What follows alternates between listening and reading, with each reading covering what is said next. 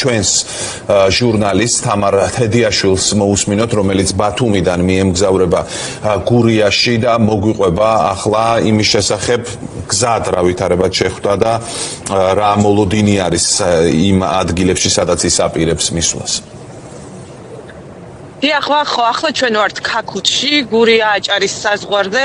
შეიძლება ითქვას, რომ 3 საათია ვართ გზაში, მივდივართ გურიისკენ, თუმცა ძალიან შეფერხებულია მოძრაობა. შეიძლება ითქვას, რომ რიგ ადგილებზე პარალიზებულია.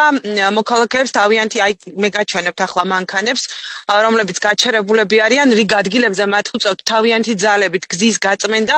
პრობლემა მდგომარეობს შემდგომში, რომ გზა გაწმენდილია მხოლოდ ერთ მხარეს, არის მხოლოდ ერთი ავტომობილების ერთი ზოლი გაწმენდილი, ერთი ავტომობილის გადასაადგილებელი ადგილი, ხოლო მოძრაობა არის ორმხრივი და შეიძლება ითქვას, რომ ძალიან ბევრ მონაკვეთზე შეგვექმნა ისეთი ვითარება, გაიჭედა მოძრაობა და მოქალაქეებს ნიჩბებით, თავიანთი ძალებით, სხვადასხვა საშუალებებით მოუწიათ გზის გაწმენდა. გზაზე სოფელ ლეღვასთან დაახლოებით 2 საათნახევრის განმავლობაში უძრავად ვიდექით.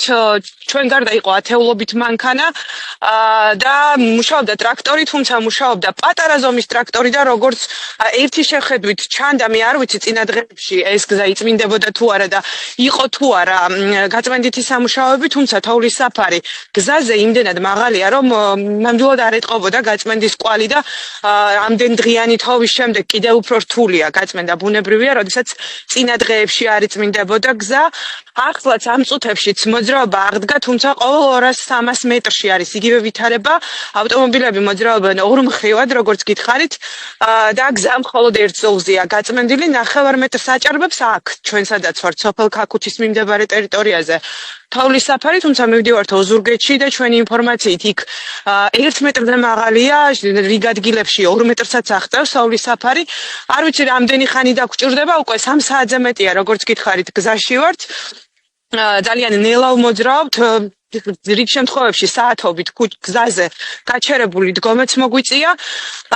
ნახოთ რა ვითარება დაგხვდება. ამ წუთში თოვა გაჩერდა, თუმცა რაც გზაში ვართ 4 საათის განმავლობაში კვლავ თოვდა. ერთი პატარა ტრაქტორი მუშაობს გზაზე, თუმცა ტრაქტორსაც უჭირს სამუშაოების განხორციელება, შეიძლება ითქვას, იმიტომ რომ ყინულიც არის, თოვლის საფარი მაღალია. აქედან გამომდინარე, ამ ტრაქტორებსაც უჭირთ მუშაობა. ამ წუთში გზა იხსნა, მაგრამ მომდევნო მონაკვეთებზე რა დაგხვდება, ჯერჯერობით ვერ ვივარაუდებთ. თამარ, დიდი მადლობა, ვართ ხაზზე შენთან.